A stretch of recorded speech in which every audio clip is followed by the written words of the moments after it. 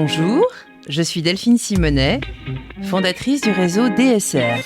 Bonjour, je suis Yann Jarot. Et vous écoutez le podcast Les Petits Liens. Que nos invités soient artistes, entrepreneuses, sportifs, capitaines d'industrie ou scientifiques, ils ont tous des valeurs communes. Altruisme, générosité et aventure de vie sont leur quotidien. Au travers des liens qu'ils ont tissés, vous allez découvrir la trame de leur vie. Aujourd'hui, nous recevons Emery Deliger, communicant, influenceur, ex-blogueur depuis les premières heures du web, ancien chroniqueur radio et télévision. Il est également auteur et vient de sortir son 3e livre, Les Invisibles de l'Élysée, une série de portraits de toutes ces personnes indispensables qui agissent dans l'ombre pour le bon fonctionnement du palais présidentiel. Bonjour Emery. Bonjour. Je te présente Yann. Bonjour. Bonjour Yann. Où es-tu né? Où as-tu grandi? Je suis né à Paris et j'ai grandi à Paris. Et où as-tu fait tes études? J'ai fait mes études à Paris et à Philadelphie. À Philadelphie? Qu'est-ce que tu as étudié à Philadelphie? À Philadelphie, j'étudiais essentiellement l'anglais et un petit peu le marketing. D'accord. Quel est ton premier job? Mon premier job, si j'enlève les stages, mon premier job a été de cofonder une société qui s'appelait A2D Conseil, qui est devenue Medcost, qui est devenue Doctissimo. On en parlera plus tard. Quel est le facteur déclencheur qui t'amène à communiquer sur le web? Ça, c'est une bonne question.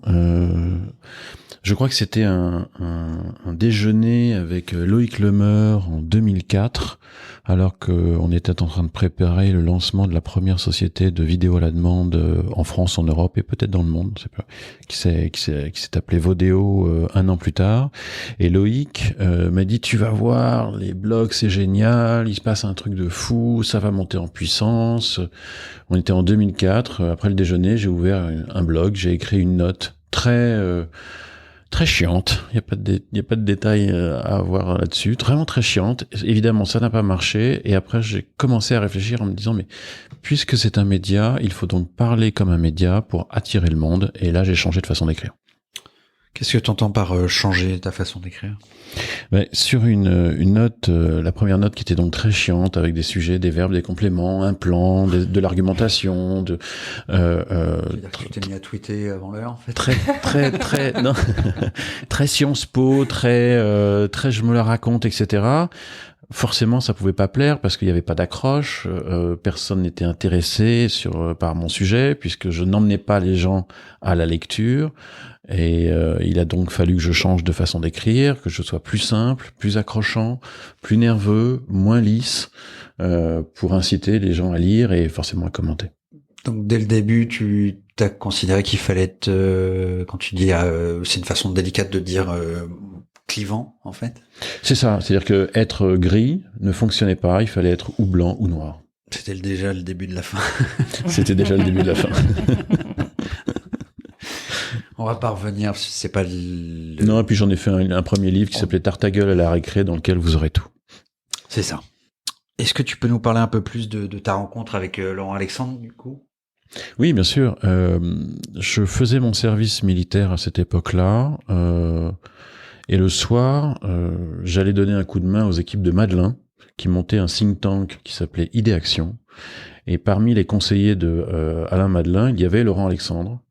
Et on a sympathisé assez vite. Et puis un jour, il m'a posé la question: qu'est-ce que tu fais après ton service militaire? Et je lui ai dit: je sais pas. Viens, on monte une boîte avec un pote dans l'internet médical. Internet, je comprenais pas le mot. Médical, j'étais pas médecin. Et c'est pas grave, tu vas faire toute l'administratif, toute la gestion de la boîte, tous les trucs un peu chiants que nous on veut pas faire. Mais comme t'es jeune, tu vas apprendre. On a créé A2D Conseil. A plus un chiffre 2 et 2D parce qu'il y avait Doliger et Dispo. C'était le nom de l'autre larron.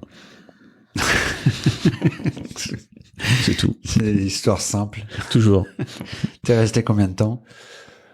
5 ans, 6 ans, par là. Ah oui, donc jusqu'à l'introduction en bourse. C'est ça. Pourquoi être parti? Oh, il y a un moment, il faut couper le cordon.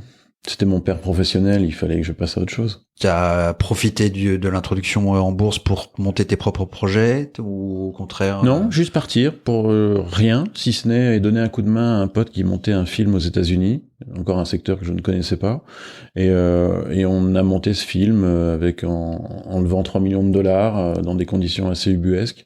Et on a fait ce film et il est jamais sorti en France, il sortira jamais, mais il a fait 3 festivals, il a pris 1 ou 2 prix comme ça et voilà, c'était une histoire de love story dans le monde de la drogue, un truc totalement improbable. Il s'appelle comment le film ? Chasing the Dragon. C'était évidemment dans le monde de la drogue, donc Chasing the Dragon, la poursuite du dragon, c'est ce que les héroïnomanes se disent quand ils s'envoient un jet à l'intérieur des veines. Et t'es toujours en relation avec cet ami ? Bien sûr. Il est toujours dans le cinéma ? Oui. D'accord. On n'en saura pas plus. Non. Google est votre ami. Comment rencontres-tu Arnaud Lagardère ? Je rencontre pas Arnaud Lagardère. Je rencontre Didier Quillot, qui est à la tête de Lagardère Active, qui me dit j'ai besoin qu'on vienne me donner un coup de main parce que les nouveaux médias, je sais pas ce que c'est, je comprends pas comment ça fonctionne. Donc on est en 2008-9 par là. Ouais, pour que les gens comprennent un peu, Lagardère Active et couvrait en fait toutes les activités digitales et de régie de Lagardère. Et Didier Quillot était le patron de Lagardère Active. Et donc il me demande de venir l'accompagner, de le soutenir dans toute la démarche des nouveaux médias et de la conquête des nouveaux médias, ce que je fais avec bonheur, puisque c'est quand même une expérience assez folle d'avoir tous ces médias qui sont en train de se transformer. On est vraiment au tout début de la transformation. Et donc on bosse ensemble pendant une grosse année, et puis il est débarqué, et il est remplacé par Denis Oliven qui me garde. Tu fais quoi spécial de manière pratique auprès de... Eh bien, c'est une réflexion stratégique sur comment est-ce que les marques peuvent envahir ce nouvel espace. C'est une réflexion stratégique sur comment est-ce qu'on peut valoriser les produits de l'ensemble de Lagardère Active. Et c'est des réflexions stratégiques sur qui on va racheter ou pas. Et vous avez racheté On n'a pas racheté grand-chose. Et le peu qu'on ait racheté, la fusion n'a pas pris avec le groupe Lagardère. Est-ce que c'est par ce biais que tu deviens chroniqueur radio ? C'est pas par ce biais, parce que en fait ma première chronique elle est sur France Inter, donc à des années-lumière du monde de Lagardère. Je suis face à Colombe Schneck, qui elle est une ancienne condisciple de la même école au sens scolaire que moi, et qui me dit un jour, tiens, viens nous raconter un peu le digital dans mon émission qui était de 9h à 10h à l'époque, et j'ai fait une chronique qui était pas bonne, ou que je lisais, je bafouillais, enfin c'était absolument horrible à écouter, elle est toujours en ligne pour ceux que ça amuse, bref, premier essai, premier échec, et je me suis dit, c'est dommage parce que j'aime bien l'idée, j'aime bien le média, et là je me mets à travailler et j'arrive avec un coup de bol monumental sur une émission qui s'appelle je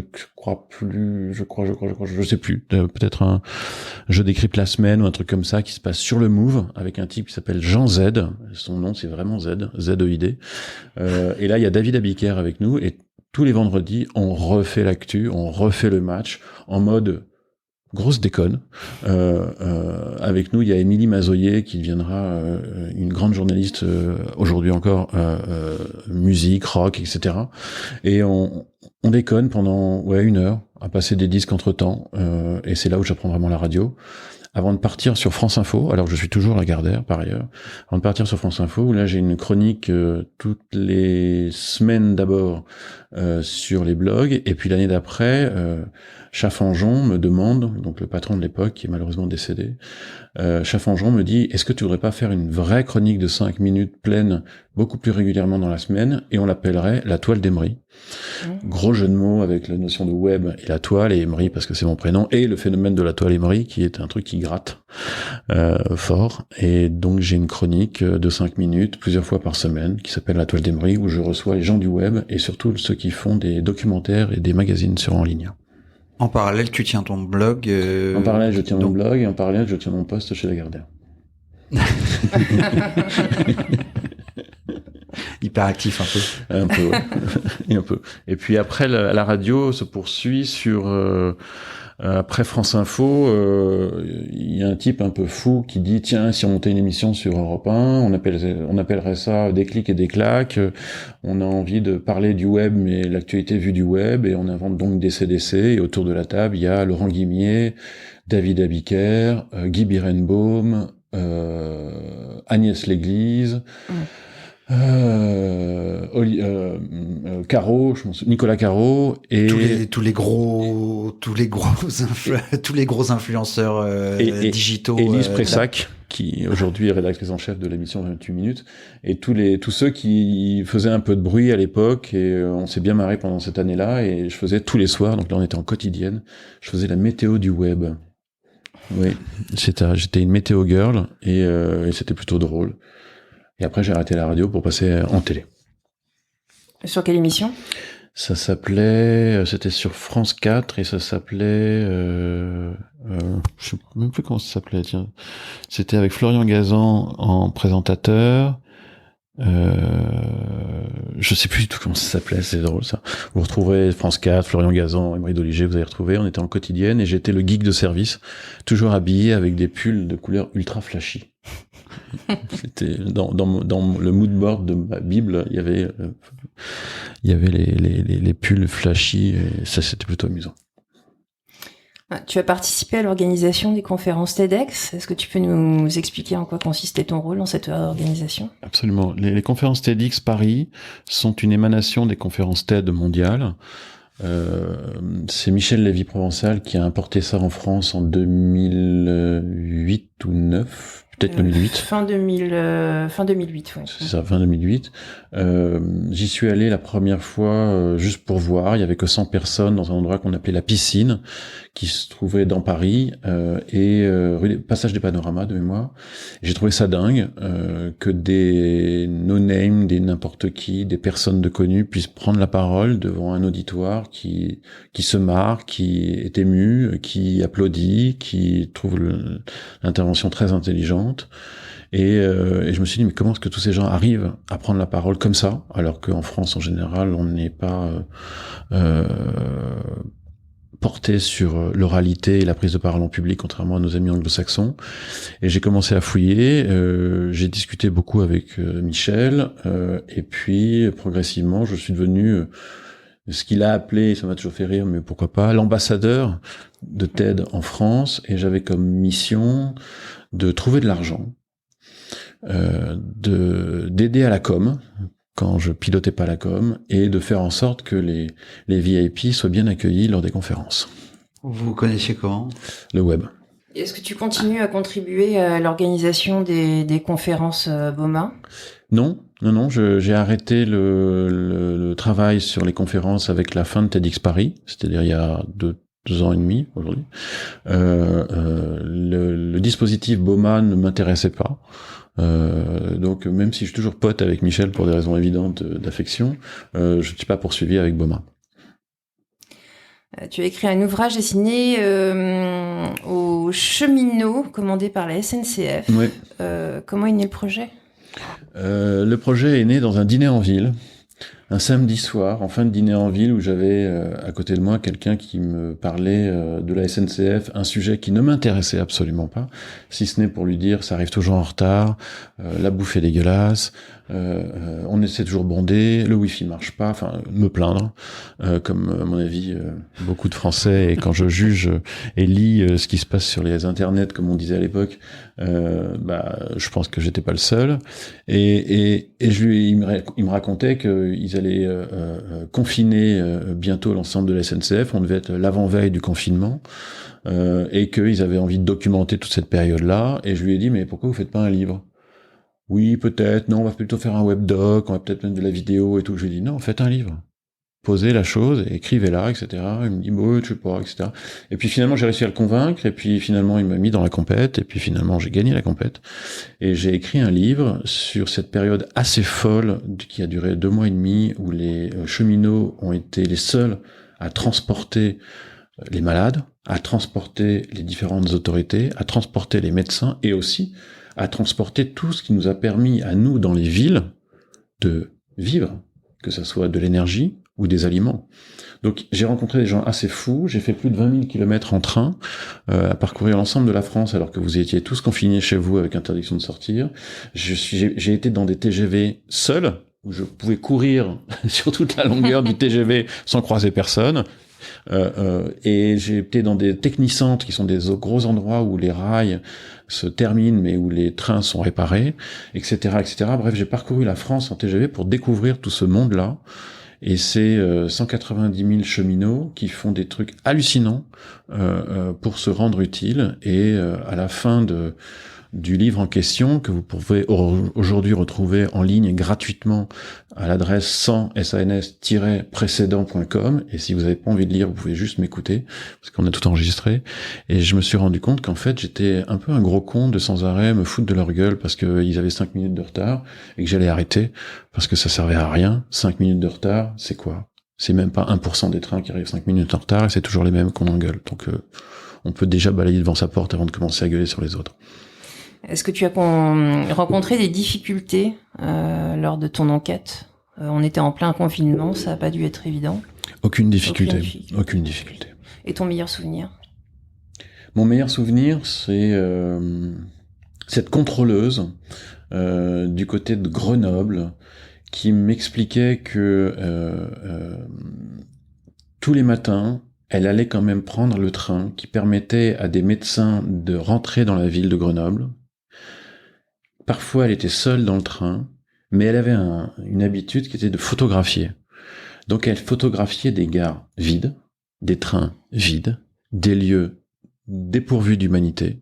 Et pourtant, dans chacune de ces photos, il y a une humanité folle parce qu'elle met toujours un petit détail, un tag, un petit message d'amoureux, un papier qui traîne encore, etc., et qui montre que l'humanité est jamais très très loin. C'est beau. Je ne sais pas. Visiblement, ça t'a quand même touché. Ah oui, bien sûr, ils m'ont touché, ces gens. Le livre était documenté, illustré Oui, il y avait une illustratrice italienne magnifique dont le nom m'échappe là, mais qui est en ligne, vous pouvez le retrouver, les illustrations sont en ligne aussi. C'était très joliment illustré par des dessins. Et puis le format audio dure environ 3 heures à peu près. Oui, à peu près, oui. Tu viens de sortir aussi Les Invisibles de l'Élysée, qui présente une série de portraits du personnel du palais présidentiel. Comment as-tu rencontré le photographe Sacha Goldberger? Sacha, je l'ai rencontré par des amis communs. J'étais en train de rechercher des photographes. Celui que je voulais absolument ne pouvait pas pour des raisons d'enregistrement d'émissions, parce qu'on avait une date qui était à peu près le mois de juin pour pouvoir les shooter. Et puis j'avais été en contact aussi avec une femme, mais qui malheureusement m'avait dit je ne peux pas rester debout trop longtemps parce que j'ai des problèmes de dos, qui est une femme âgée mais qui a un coup d'œil assez étonnant sur les gens qu'elle shoot. Et donc, dépourvu de photographes, j'ai appelé des copains à droite à gauche, et puis 2 copains m'ont donné le même nom. Et donc, je suis allé regarder son travail. J'ai trouvé le travail fait sur sa grand-mère assez touchant. Et je me demandais s'il était capable de refaire la même chose dans des conditions un peu plus compliquées, parce qu'il ne pouvait pas avoir une armée d'assistants autour de lui, il ne pouvait pas avoir une armée de lumière autour de lui, et il ne pouvait pas s'installer pendant 15 heures sur un même endroit pour shooter 1 ou 2 personnes. Et je l'ai appelé, et puis au début, il a commencé à paraître pas vraiment très chaud, en se disant « mais non, je suis pas sûr d'être la bonne personne idoine ». Et puis finalement, il a dit oui, parce que il a succombé, il le dit lui-même dans le livre, un peu à la magie de l'Élysée. Aller travailler à l'Élysée, c'est pas tous les jours. Parce pour que les gens comprennent, il est surtout très connu pour sa mise en scène de sa grand-mère, Mamika, où il la déguise. Au début des années 2010. Il la déguise, il la met en scène en Superwoman. Donc c'est vrai que c'est un tout autre travail. Tout autre. Et alors que là, il fallait plutôt ne pas déranger, ne pas gêner. Les espaces à l'Élysée, contrairement à ce qu'on pourrait penser, sont tout petits.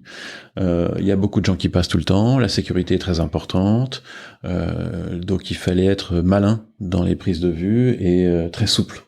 Donc c'était un tout autre travail. Et puis il a dit oui. Et vous avez le résultat dans le livre. Comment as-tu accès à l'Élysée? En entrant par la porte. J'imagine. Comment j'ai eu accès? J'ai fait mon service. Vous avez prévenu que tu pouvais faire succinct. C'est très simple. J'ai eu accès à l'Élysée parce que d'abord j'ai fait mon service militaire à l'Élysée. J'ai remplacé un appelé à l'époque qui s'est cassé le pied, la jambe, je ne sais plus. Et on m'a dit, tu sais dire bonjour monsieur, tu sais dire bonjour madame, tu sais le dire en français et en anglais. Oui. Donc tu pars à l'Élysée faire la suite de ton service militaire. C'était mon deuxième jour de service militaire. Et donc je suis allé là-bas. Donc j'ai passé tout mon service militaire là-bas. Donc j'ai eu beaucoup le temps d'arpenter les lieux et de connaître des gens qui sont toujours en place aujourd'hui. Ça, c'est le premier point. Le second point, c'est que pendant le livre sur les cheminots, j'ai trouvé très étonnant que pendant le confinement, les 4 interventions du président de la République Emmanuel Macron, à aucun moment dans les 4 interventions, il parle de la seconde ligne des cheminots. Alors que, comme je vous le disais tout à l'heure, c'est quand même eux qui nous ont permis d'être nourris. Et du coup, je lui ai envoyé une lettre. Et à cette lettre, il a répondu 2 pages. Qui sont dans le livre, chapitre 6, si ça vous amuse à aller voir, en ligne. C'est une lettre fleuve. Hein. Et c'est une lettre fleuve, à des années-lumière de la parole classique, institutionnelle, avec des éléments de langage, mais une lettre plutôt enflammée. Le même enflammement qu'il a eu pour la mort de Maradona, par exemple, où il était très enflammé. Et cette lettre est dans le livre. Et le jour où le livre est sorti, c'est-à-dire il y a un peu plus d'1 an aujourd'hui. Le livre des cheminots. Des cheminots, pardon. Je suis allé apporter le livre des cheminots au directeur de la communication. Parce que c'était une élégance, parce que c'était normal que je lui apporte, etc. Et je lui ai dit, bloquez-moi 10 minutes, et puis je vous apporte le livre. Donc je lui ai apporté 3-4 exemplaires. Et puis pendant la conversation, à peu près à la 9e minute, je lui ai dit, mais j'ai fait mon service militaire à l'Élysée, j'ai interviewé des invisibles qui sont finalement pas si invisibles que ça et qui devraient l'être pas trop, les cheminots. Pourquoi est-ce que je ferais pas un combo des deux? Les invisibles de l'Élysée. Et à la 9e minute et 50 secondes, il me dit « Ah ouais, ça m'intéresse ». Et finalement, on est resté 1 heure ensemble pour que je lui détaille ce que je croyais, que je n'avais pas préparé. Donc on a commencé à écrire sur un bout de papier, pourquoi pas, etc. J'ai fini par faire une note. Et puis cette note, la 4e page de la dite note, c'était tous les gens qui étaient sur LinkedIn et qui se disaient être à la présidence de la République. Donc il y avait peut-être une volonté de communiquer de leur part. Donc ça faisait sens de peut-être faire un livre sur ces gens très secrets. Et puis 4 jours plus tard, il m'a donné son go. Et 2 mois et demi plus tard, j'ai enfin eu un chef de projet qui m'a accompagné dans toutes mes déambulations. Voilà l'histoire. Quel est ton portrait préféré? Sur les 30 ? Oui. C'est impossible à répondre. C'est absolument impossible de répondre à cette question-là. Il y a des moments qui m'ont touché dans chacun d'entre eux. Ils ont tous, à un moment ou à un autre, fendu l'armure, et c'est forcément le moment le plus délicat, et le plus agréable aussi, et le plus heureux, et le plus humain, et le plus comme diraient les enfants, le plus mieux. Et donc, je peux pas avoir de portrait préféré. Je peux vous parler des 30. Il y a des métiers absolument incroyables qu'on n'imagine pas. Alors, il y a des métiers qui n'existent pas dans la vraie vie, comme le métier de régulatrice, comme le métier qui est en fait régulatrice, c'est plutôt conductrice. Et sauf qu'elle a un petit avantage, la dame, que nous n'avons pas. Elle peut aller très très vite. Elle peut sortir son pistolet et elle peut tirer sur un ennemi. Tout ça en conduisant. Il y a le métier de transmetteur. Elle est issue du GIGN ou Elle est issue de la gendarmerie. Il y a le métier de transmetteur, c'est le monsieur qui a les téléphones, mais il a aussi le papier, les imprimantes, le scan, tout ça dans des valises. Et quand le président de la République, qu'il s'appelle Jacques Chirac ou Emmanuel Macron, se prend l'envie de faire ce qu'ils appellent tous les deux une déambulation à Jérusalem, qui dure entre 4 ou 7 heures, eh ben, le dit transmetteur, puisqu'il reçoit toutes les informations de la présidence de la République, qu'il ne peut transmettre au président qui est en déambulation que par papier les dites informations, il est donc obligé d'imprimer sur les poubelles de la rue à Jérusalem l'ensemble des papiers qu'il doit ensuite donner à l'aide de camp. Ça aussi, c'est un autre métier. Et l'aide de camp doit transmettre ou non, en fonction de la pertinence du document, au président de la République la dite information. Et si le président de la République met juste un paraphe, une virgule, un point, bref, s'il touche au papier et à l'immaculé du papier, le papier devient archive de l'État et donc est redonné au transmetteur qu'il doit le scanner sur une autre poubelle, parce que forcément, entre-temps, ils ont marché, et le renvoyer pour les archives nationales. Par exemple, ce métier-là était un métier fou de transmetteur. Au milieu, je vous ai glissé l'aide de camp. L'aide de camp, c'est une survivance du président du général de Gaulle, oui. Qui voulait toujours avoir son aide de camp à la fameuse intendant suivra, et puis il va me démerder tout, et puis il va me débrouiller tout, me dépatouiller tout, etc. Et comme il est également le chef des armées, le président de la République, il a besoin d'avoir un colonel à côté de lui qui exécute tout pour lui comme un intendant. Sauf que c'est un colonel d'armée très très bien formé, très capable de tout et n'importe quoi, et notamment, je le raconte dans le livre, le jour où Jean d'Ormesson est mort, il y a eu un hommage national aux Invalides.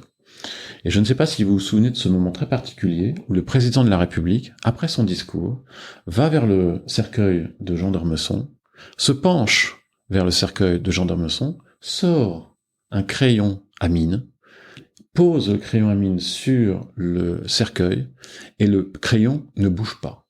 Il est bien stable, bien élevé, bien propre, et il ne bouge pas. Pourquoi ? Parce que mon ami l'aide de camp avait déposé juste avant un tout petit bout de scotch sur lequel le président a pu coller le dit crayon pour éviter qu'il s'envole et faire la fameuse belle image de Jean d'Ormesson, son cercueil, le crayon et le président devant. Googlez, vous allez voir, elle est là. Et des anecdotes comme ça, il y en a pour chacun d'entre eux, et donc c'est impossible pour moi de choisir lequel est le meilleur. Tu passes techniquement, c'est plusieurs interviews, c'est un non-stop pour faire ces portraits. Il y a eu de tout. En Matrix, je peux dire que j'ai 100 heures d'interview. Parfois 1 heure, parfois 5 heures. Parfois en une fois, parfois en plusieurs fois. T'avais déjà défini toutes les personnes que tu voulais? Non, j'avais défini les fonctions que je voulais. Et après, il fallait que les personnes donnent leur accord pour passer. J'avais demandé un certain nombre de fonctions, puisque les connaissants ayant fait mon service militaire là-bas. La seule fonction que je n'ai pas eue, c'est les lingères, parce que ça a été externalisé depuis. Mais sinon, j'ai eu tout ce que je voulais. Est-ce que tu as d'autres projets après ce livre ? Oui, j'ai 3 autres livres, dont un qui est déjà terminé, qui reprend un petit peu l'idée du portrait, mais cette fois-ci, je les lis les uns aux autres. Donc, on appelle ça un roman. Je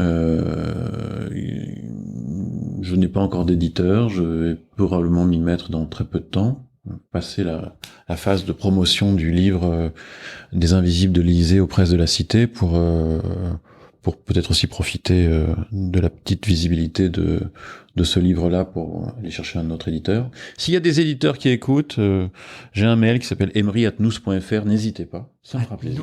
Nous, oui. C'est magnifique. Nous, oui. Je l'ai gardé celui-là parce que c'est le seul qui m'a permis d'avoir mon prénom juste avant le hâte, et qui est assez rare aujourd'hui. Si t'as pas ton nom de domaine, oui. Si je n'ai pas mon nom de domaine, mais pourquoi avoir un nom de domaine ? Il y a des gens pour ça. Et donc celui-là est prêt à être lu et déchiqueté par les mains d'un éditeur fringant. Et les 2 autres sont bien avancés aussi. Tu fais plus que ça ? Donc j'aimerais ne faire plus que ça. Mais la condition d'auteur en France est une condition un peu d'esclave, où on arrive quand même en bout de chaîne en termes de chiffre d'affaires, de bénéfices, de rentabilité, alors qu'on crée le contenu. Mais c'est un vaste débat qui nous emmènerait loin et qui fait aujourd'hui l'objet d'un certain nombre de combats par les auteurs à l'endroit et des éditeurs et des diffuseurs pour une meilleure et plus juste rémunération, parce que quoi qu'on en dise, c'est quand même grâce aux auteurs qu'il y a un contenu qui est ensuite vendu. Et ça te donne pas envie, là je reboucle sur le Web 3 et toutes les problématiques actuelles qui sont que effectivement les auteurs et les créateurs de contenu peuvent complètement reprendre la main sur l'économie de leur création.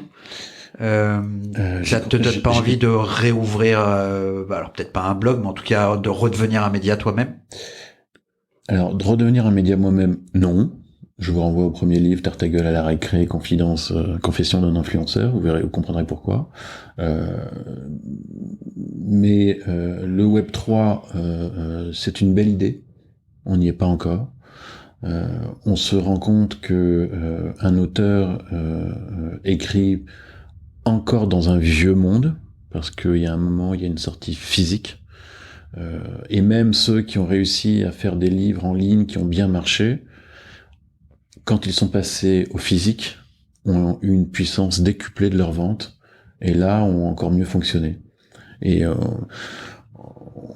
donc je préfère plutôt travailler plus encore dans le monde physique que dans le monde virtuel, pour bien le connaître. Tu parles de le monde virtuel, tu es très présent sur les réseaux sociaux. Lorsque tu fais la promotion d'un restaurant, en fait, tu publies des photos de tes lunettes posées sur la table, sur la face vitrée, oui. Branche face au ciel. Oui. Ça vient d'où? Un gimmick. Je l'ai fait une première fois, je me suis fait insulter en me disant tu vas rayer tes verres. Je me suis dit tiens, c'est un bon gimmick. Voilà. Et parmi nos premiers invités dans les petits liens, il y a Julie Mamoumani, alias Mamouze, qui te suit. Vous vous connaissez comment? Les mystères des réseaux sociaux. On est devenus potes assez vite parce que Julie a cette faculté de voir le positif, d'être toujours gentille, toujours avenante, toujours ambitieuse. Bref, c'est une chouette personne. Et on est allé déjeuner ensemble et on s'est reconnus. Donc on est devenus potes. Est-ce que tu soutiens une association? Qu'entends-tu par soutenir? Est-ce que je donne de l'argent? Est-ce que je passe du temps? Est-ce que... Oui, l'un des deux. Je donne de l'argent de temps en temps à certaines associations qui sont plutôt tournées autour de l'éducation de ceux qui n'ont pas forcément la même chance que moi. Et je donne du temps à des opérations caritatives qui, pour des raisons d'élégance morale, je tairai le nom. Quelle est la personne que tu aurais aimé ou que tu aimerais rencontrer? Erasme. Il est un peu mort il y a quelques siècles, mais ce qu'il a écrit sur les fous me plaît beaucoup. Il a fait une éloge des fous que je recommande à tous. Le français est un peu ardu, mais la vulgarisation a été bien faite aussi. Mais lisez ce qu'il dit sur les fous, ces êtres bizarres, pleins d'humanité finalement. Parce que avec une réflexion totalement débiaisée, avec une véritable relation à l'autre, libre. Dans leur forme de liberté, mais quand même libre. Y a-t-il un mot ou une phrase qui a changé ta façon de voir la vie? Non.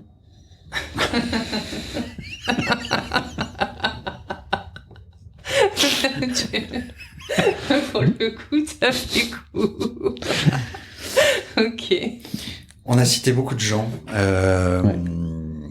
qui ont jalonné ton parcours. C'est même le principe même de notre émission, c'est de démontrer que on est la somme de nos rencontres. Est-ce qu'il y a quelqu'un qu'on n'a pas évoqué et ou un moment déterminant? Oui, en fait, c'est ce qui va être drôle, c'est que c'est une personne négative. Je devais avoir 14-15 ans. C'était à l'époque où le professeur de français nous amenait progressivement vers la dissertation. Donc on passait de la rédaction à la dissertation. Et il avait donné un sujet qui était « Prenez n'importe quel tableau, celui qui vous plaît, et racontez ce que vous voyez, mais essayez de creuser, d'aller un poil plus loin dans ce que vous racontez pour pas être quelque chose de très plat. » J'en ai fait une tonne, des tartines, 15 pages, quelque chose comme ça. Et ce professeur, là, juste avant de rendre les copies, m'a pris à part et m'a dit « Oui, c'est pas bon ce que t'as écrit, t'as une note catastrophique, alors que j'étais pas trop mauvais en règle générale pour écrire. Et ce professeur a rendu les notes ensuite devant tout le monde. Et alors qu'il m'avait un peu tranquillisé, amadoué, en me disant que c'était pas grave avant l'entrée en classe, m'a juste déchiré la gueule devant tout le monde sur ces 15 pages que j'avais écrit, avec une note catastrophique. Enfin, c'était à l'époque, c'était EEF ou FFE, enfin un truc catastrophique. Et ce truc-là m'a bloqué sur l'écriture, mais complètement bloqué. Mais bloqué pendant des années et des années et des années. J'écrivais mal, voulais pas écrire, j'en avais pas envie. Et puis, ne connaissant pas toute cette histoire, un jour, Denis Oliven me dit il faut que je fasse un speech pour les 4000 employés de la Gardère Active. Écrivez-moi un truc. On doit être fin des années 2009-10, on doit être par là. Et je me retrouve face à ma page blanche, avec un type qui me connaît ni d'Ève ni d'Adam, que je viens à peine de rencontrer, qui me dit « Écrivez-moi un truc ». Parce qu'il partait du principe que si j'avais été conseiller du précédent, c'est que je savais écrire aussi. Et je me retrouve comme ça à écrire. Et puis, ce qui était drôle, c'était que c'était le jour pour le lendemain. Donc il fallait que j'aille un peu vite. Oui, très vaguement.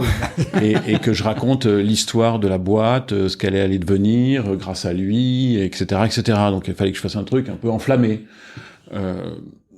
J'avais juste entendu parler que le monsieur était fan de citations, avec quelques auteurs préférés.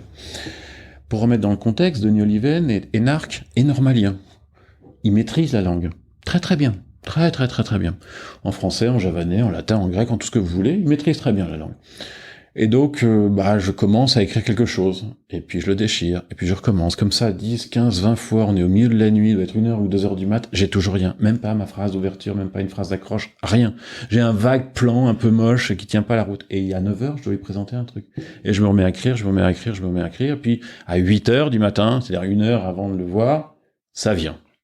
Et ça part tout seul. Et pendant 1 heure, j'écris, et je me relis pas, et je lui donne ce que j'avais écrit. J'avais passé la nuit au bureau, c'était les grandes nuits chez Lagardère. Et il me le prend, il le met dans sa sacoche, il passe à autre chose, et sinon, comment va la vie, me dit-il? Il me dit, oh, ça va, je suis un peu fatigué, mais ça. Et la journée recommence, et on continue, et on court. En fin de journée, il m'appelle, il me dit, bon alors j'ai lu votre truc, là. Bon, alors, j'ai gardé la structure, les citations, mais j'ai viré tout le reste. Ok. Mais s'il n'y avait pas eu tout le reste, j'aurais pas pu pondre ce que j'ai pondu. Énorme humilité à l'égard de l'écriture. Et ce type, par cette simple phrase, m'a débloqué. Après, j'ai tout réécrit, tous ces trucs, tous ces discours, enfin, ceux qui me donnaient à écrire. Et à la fin, quand on s'est séparés, ce que j'écrivais, il corrigeait presque plus, quoi. Il prenait tout comme c'était. Donc il m'a débloqué. J'ai écrit en parallèle de ce que je faisais chez Lagardère 2 livres en tant que nègre. On dit pas le mot, je sais, c'est pas beau, c'est pas très woke, mais en nègre en écriture, c'est quelqu'un qui écrit pour quelqu'un d'autre, qui se tait d'avoir écrit. C'est ça, en anglais. Donc on ne saura pas pour qui. Non, ça ne saurait pas. Et sur les 2, il y en a un qui a très très très très bien marché. Et ça aussi, ça m'a débloqué. Et après, je me suis dit, pourquoi pas le faire pour moi? Et c'est comme ça qu'est né Tartagueule à la récré. Voilà, donc c'était une personne négative qui finalement m'a permis d'attendre, de pas écrire trop vite, de réfléchir, de prendre de l'expérience, de voir les autres, de comprendre les autres avant de commencer à écrire avec mon petit ego. Parmi tes passions, il y a la lecture. Oui, madame. Quel est ton livre préféré? Bon. Si c'est L'éloge des fous d'Erasme. Non, je vais être sympa. C'est un livre que j'ai lu 2 fois dans la même nuit. Je vous l'ai fait en mode storytelling. 1989. Au fin fond du Gers. Chez moi. Il faut imaginer une maison avec une tour sur une vallée, avec en bas un lac, un peu plus loin une ferme, et encore plus loin un village qui s'appelle Castéra-Verduzan. 1500 âmes l'hiver, 15 000 l'été. Et quand il pleut là-bas, il pleut tonnerre et il pleut orage, et c'est magnifique parce que la vue est totalement dégagée sur l'ensemble des vallons du Gers, c'est légèrement dominant parce qu'on est un petit peu en hauteur, et c'est magnifique. Et il pleut. Mais il pleut, les éclairs sont là, la lune est contrastée, parfois elle vire à l'orange, c'est un truc assez hallucinant. Et je démarre un bouquin dont on m'a dit, mais vas-y, lis-le, c'est assez hallucinant, ça va te plaire, lis-le. Et puis je commence à lire, puis je rencontre le personnage principal, et puis une femme, et puis une deuxième femme, et puis un espèce de trio comme ça, qui se joue des époques, qui se joue de la temporalité. Est-ce que je dois aimer pour construire, est-ce que je dois aimer pour profiter? Est-ce que je dois jouir de l'instant présent ou est-ce que je dois jouir sur la distance? Et je finis le bouquin, parce que je lisais déjà assez vite, 1h, 2h du matin. Et puis au lieu d'aller me coucher comme tout le monde, je recommence. Parce que je me dis, il y a des trucs qui m'ont dû m'échapper. Et puis c'est étonnant que ce livre ne me soit pas tombé des mains, alors que le spectacle à l'extérieur est juste féerique, même si c'est des orages, et que si ça tonne, et ça a tonné toute la nuit, et je le relis. Et puis à 7h du matin, arrive une personne qui s'occupait un peu de la maison, et qui me dit, mais qu'est-ce que tu perds ton temps à lire comme ça dans la nuit, alors que tu aurais dû aller dormir? Je dis non, mais je suis pas d'accord avec vous, j'ai adoré ce bouquin-là, etc. Il me dit, qu'est-ce que tu lis? Et je lui montre le livre L'insoutenable légèreté de l'être de Milan Kundera. Donc ouais, ce livre-là, ça a été un point de bascule dans ma lecture. Emery, on te remercie d'être venu. Et on remercie toute l'équipe de Brief et Michael Winter qui a signé le générique du podcast. Merci à vous. À bientôt. Au revoir. Au revoir. Vous avez écouté Les Petits Liens. Nous espérons que cet épisode vous a plu, vous a ému, fait rire, bref, qu'il vous a procuré du plaisir et l'envie d'écouter les suivants. N'hésitez pas à vous abonner si ce n'est pas encore fait et à partager cet épisode. Vous pouvez également nous mettre une bonne note et nous laisser vos commentaires auxquels nous ne manquerons pas de répondre.